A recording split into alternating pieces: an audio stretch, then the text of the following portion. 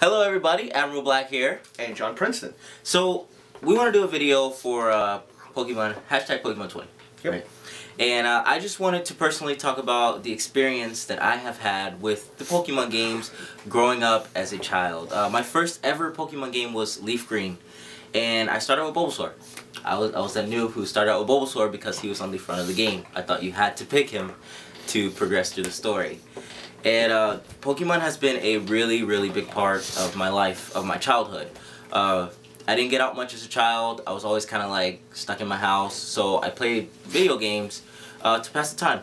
And whenever I went over to my best friend's house, John's house right here, we always played Pokemon. You know, we had other games to play, but Pokemon was definitely a big one. And throughout my childhood, every time a game came out, we'd always get it. We'd always have to get it together. We'd have to start it together. It'd be a rush to see who can beat the game first.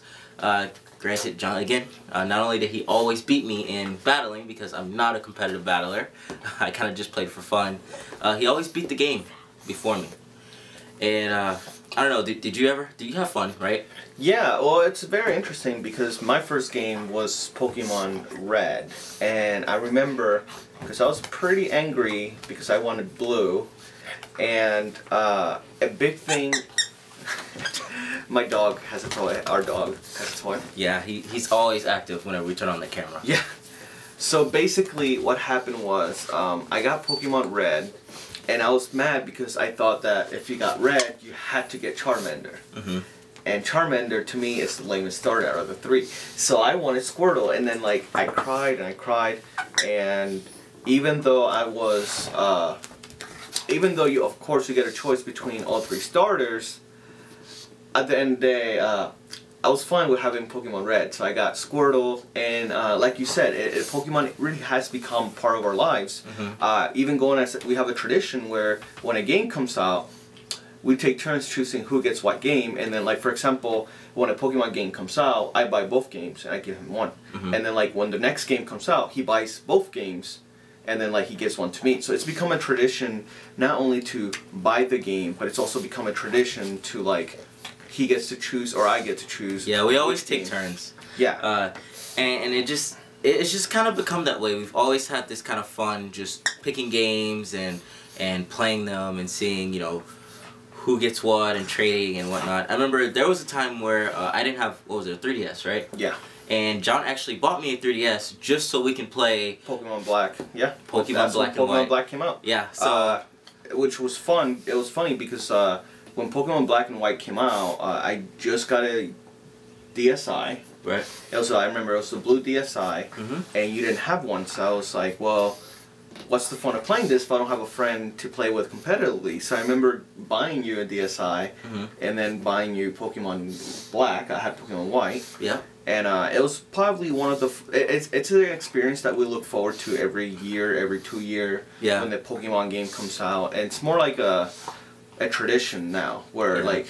I don't think it matters, like, how old we get. Yeah. Every time a Pokemon game comes out, I think we're just going to get it just for the old-time memories. Yeah, the nostalgia that we have, yeah. The memories, and just create new ones. Every time a game comes out, that year we always have new memories in our friendship, and we kind of can go back and figure out what happened when in our friendship based on what Pokemon games came out that year. And I can say that, like he said, I usually win most of the battles. Yeah, he does. But then, like, the battle, like his first battle he ever won, which was actually with Pokemon Platinum. We had Platinum and... you remember? It was that symbolic that I actually beat you. Yeah, that you remember. Yeah, because I was really mad. Okay. And I was really mad and I was really impressed because it was Pokemon Platinum and I had Pokemon Diamond. Mm-hmm. Or no, you had Pokemon Pearl and I had Diamond. And I had a Golduck that was very strong. Right. And I remember because you beat my Golduck using a fire type. You had Magmar. And you had my favorite at the time. And you used Psychic, and that's what you used to kill them. Mm-hmm. So it was like so symbolic that those little battles I remember compared to like playing random battles with strangers online. Mm-hmm. So that's why I always say, like, Pokemon has become more like a tradition now, where we have to get the game, we have to compete against each other. Right. We do a thing where we challenge each other every other gym badge. We do. Yeah, we always go At least 2. We usually go 2, and then we stop. Whoever's the furthest has to wait up. Yeah. And then we challenge each other just to see, because there's nothing like having that battle and you don't know what your opponent has. You don't know what levels they are. Like, there's no level 100, level 50 competitiveness going on. It's just what you got is what you got, and you throw hands, and that's actually very fun, because usually sometimes I'll get to jump on him with that. And then once they get maxed out, I'm kind of done for. So. Now, and another tradition that we started since Pokemon Black and White 2 has been where we choose each other's starters and then we trade over. So he knew I wanted Froakie, so of course he chose Froakie. Mm-hmm. I knew he didn't care, but I went with Chespin, and then we ended up trading. So then he had a Chespin that I nicknamed, and now he has a now I have a Froakie that he nicknamed. And in my Pokemon bank, I actually have both your Chespin and my... Oh, you haven't traded it back? Yeah. I see how it is.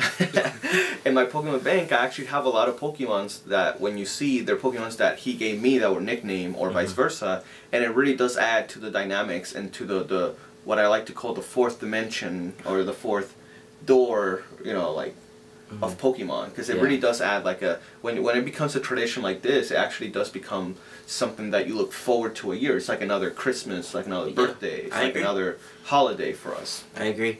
So we're excited all over again for the announcements of Pokemon Sun and Moon. And probably in 20 years we'll still be announced for the announcements for Pokemon, you know, Cup Time and Plate. Space. Yeah, Cup and Plate. Yeah. Yeah, Nintendo, you should make that Pokemon Cup and Plate. And pay me, so. Alright, well, thank you guys for watching. Like I said, I just wanted to share, well, I guess we just wanted to share a little bit about why we love Pokemon.